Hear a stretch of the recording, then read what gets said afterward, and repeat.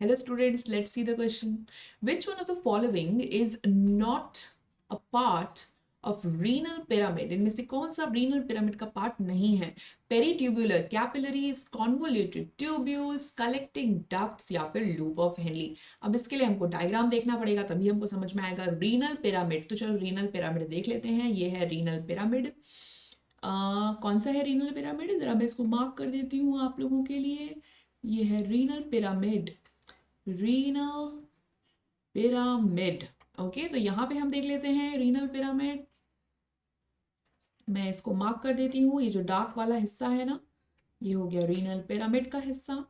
तो इन्होंने बोला कि इनमें से कौन सा नहीं है. It's not a part of renal pyramid.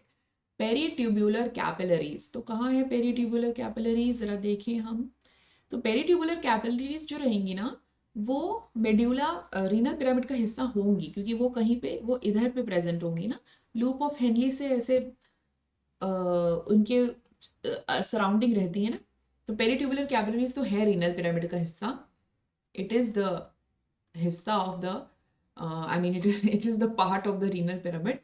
B है कॉन्वोल्यूटेड ट्यूब्यूल्स. कॉन्वोल्यूटेड ट्यूबुल है जैसे कि प्रॉक्सिमल कॉन्वोल्यूटेड ट्यूबुल और डिस्टल कॉन्वोल्यूटेड ट्यूबुल. तो ध्यान से देखते हैं. ये glomerulus, PCT, DCT. So PCT और डीसीटी पिरामिड का हिस्सा नहीं है, वो कॉर्टेक्स में प्रेजेंट है.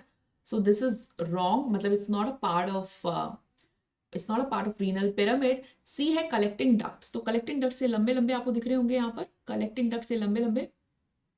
So yes, it is also part of the renal pyramid. So that's true. And loop of Henley तो भाई है ही है, ये देखो लंबा लंबा.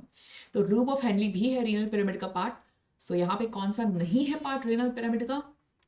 Option B, convoluted tubules. Option B is the right answer. Hope you have understood this question. All the best.